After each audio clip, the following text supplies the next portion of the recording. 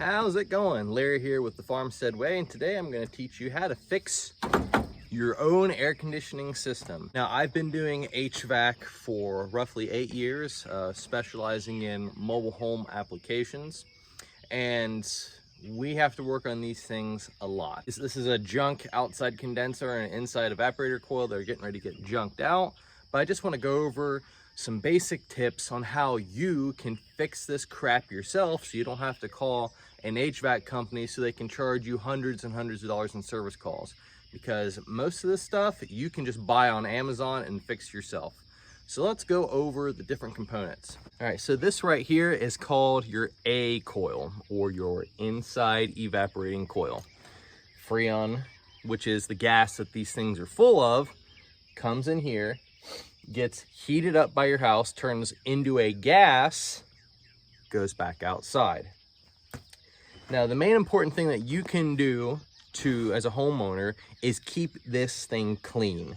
So normally this is inside your furnace, and this will either have filters on the side if it's more of a mobile home situation, or you'll have a filter on your return, or in the furnace yourself. For God's sake, people, check your furnace filters at least like once a month. You don't have to replace them once a month, but if they're dirty, replace them. And I highly recommend buy the cheapest filter you can get and replace it often. A lot of times people buy the really fancy thick filters and they just gunk up really fast. You don't get nearly as much return air over the coil, and you're just gonna hurt the overall performance of your system. As you can tell, this one was not taken care of very well. It has got a lot of buildup and gunk around here. I can show you. And it will freeze up if it's like this. If it doesn't get enough air passing through these, it will freeze. The main thing you can do is keep your A coil clean. All right, so this monstrosity that probably everyone has around their house is the outside condenser. So gas comes back out here, it gets cooled off, turned into a gas, or a, hold on, I'm trying to figure out how HVAC works. It gets turned into a liquid and goes back to the A coil. So there's several components that make this thing work that you can fix yourself. So if you're ever going to work on your outside unit, the first thing you need to do is either turn the breaker off to your air conditioner, or find a box that looks like this. This is called a disconnect box. You have power coming in normally from your main power source, like your breaker panel, on 2 legs, and then power coming from this to the unit. Pull that out and you disconnect power. If you electrocute yourself trying to work on stuff and you didn't do this, your own dang fault. Don't blame me. So if you're gonna try to mess with anything out here, pull that out. But say that you just want to check and make sure that everything's running good. On air conditioner, so if you turn your air conditioner onto AC and you come over and you got 2 lines, you got a tiny line and a big line that's probably gonna be wrapped in foam, and you grab this line and it is not cold, you are low on Freon most of the time. The only thing that normal people can't really work on their HVAC is Freon and the other gases that go into these systems. You have to be EPA licensed and stuff, and you have to have special tools and equipment. Sometimes these are even locked. They'll have locking nuts on here so you cannot get into here. But if you go out to your outside unit and you're like, man, it's kind of hot inside, and you touch this and it's warm, but everything's running, you're low on Freon. You're gonna have to call somebody. Now inside of here, you're gonna have one of these. If it's an older unit, it's gonna have a little button. It's gonna have a bunch of wires going to it. Don't worry about all this crap right now, okay? Like I said, pull the disconnect, and if there's things in here you can look at. So you can look at this, which is called a contactor. So this is pretty much like a light switch for your HVAC unit. So the thermostat turns on, pushes that in, and literally allows power to come from the bottom out the top of the different components.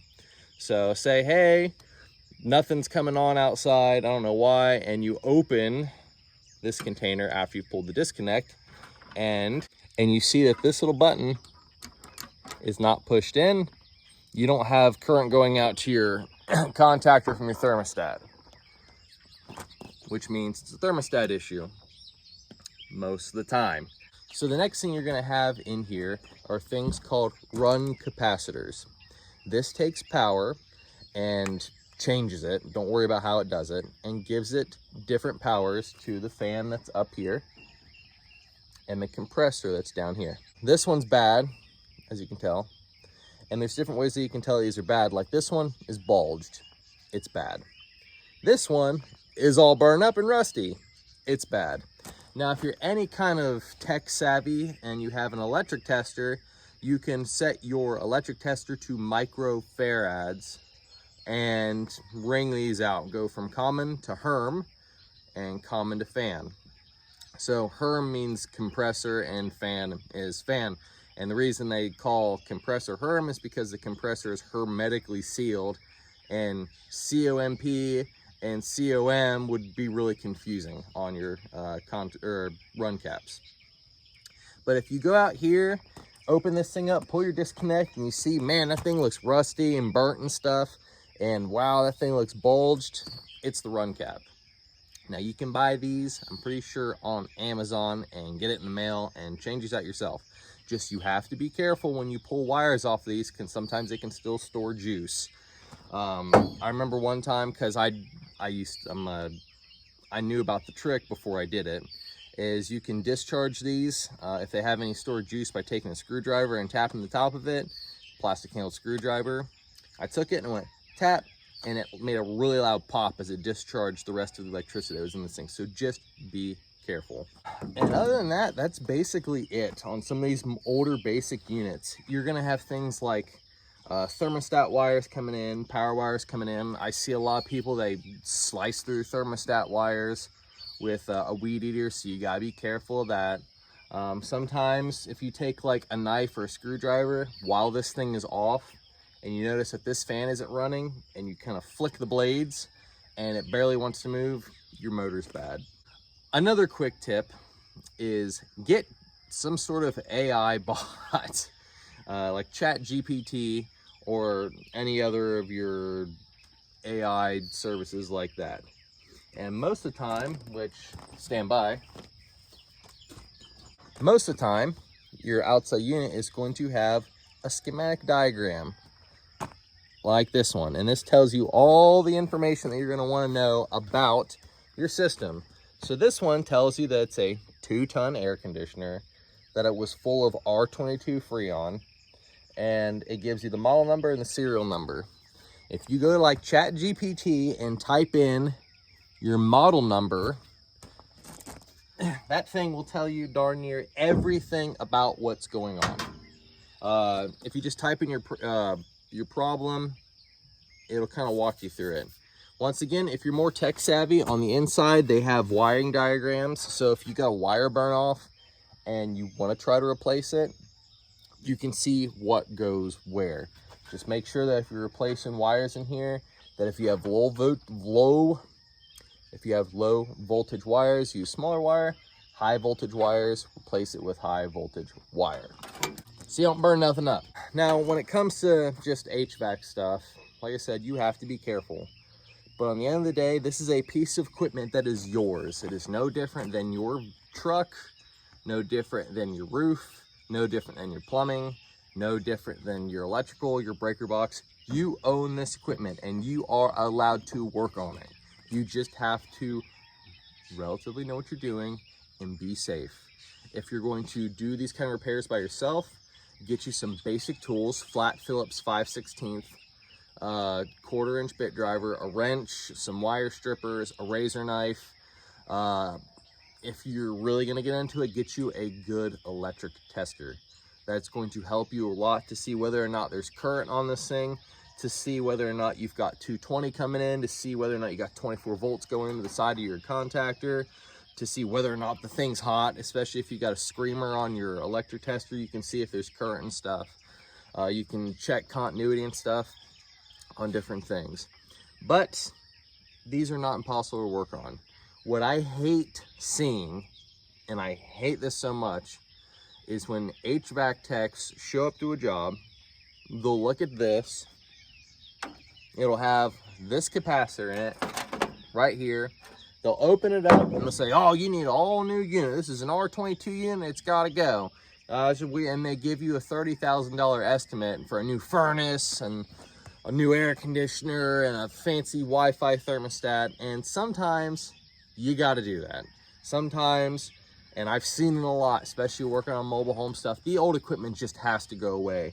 Like this one, this just had to go away. It's been wire nutted a couple of times. It was burning components off. It was done. This thing's probably 30, 35 years old. It had to go away. It's getting to the point where it's too dangerous to work on. It's not really worth putting parts into it. And we just changed the unit out with a different used unit. This came off of a rental and we had a big junk pile of stuff. But like I said, you can work on this, just be careful, because HVAC technicians love to make a sale. It seems like HVAC techs are more salesmen than repairmen. I consider myself more repairman because when it comes to customers, I always try to recommend doing the cheapest thing possible. Because a lot of times people are on fixed incomes, they're on tight budgets, and they don't have money to either buy the equipment or to pay your ridiculous $25,000 in labor to change out this unit. So if you just know a little bit about these things, a lot of this work you can do yourself. If you know how to follow a wiring diagram, if you know where your breakers are at and your disconnects at, if you got an electric tester and you got an AI bot and you're willing to just put some patience into this thing, you can figure this out. Like I said, if something's severely damaged, if you get a hole in lines, or if you get a leak in here or in your line set, you're gonna have to call somebody. They're gonna have to pump all the Freon out. They're gonna have to take brazing torches or compression fittings, or however people put their line sets together, and they're going to have to braze it shut. And that's not something you can do on your own unless you're your own HVAC technician. You have vacuum pumps, torches, gauges, Freon to replace any Freon that's leaked off. But there is no reason why you should not be able to take care of these things. Now, if you guys like this video, I can go into more detail about certain things. I can break down the list a little bit better. And if there's any other HVAC questions you want to ask me, you can throw them in the comments below, and sometime I would like to do one on fixing your own furnace. Now, here's the fun disclaimer. I do not, please, if you're an HVAC tech and you work for a big company, do not get on here and start berating me about you don't know this and what about this and blah, blah, blah, blah, blah, blah, okay? I'm just some podunk hillbilly that works on air conditioners and hates seeing grandma get taken down the road by you and your iPad and your $30,000 bill when you can fix it on your own, okay? So this is Larry Ben with the Farmstead Way, and hopefully you all can stay cool and take it easy. You have a good day.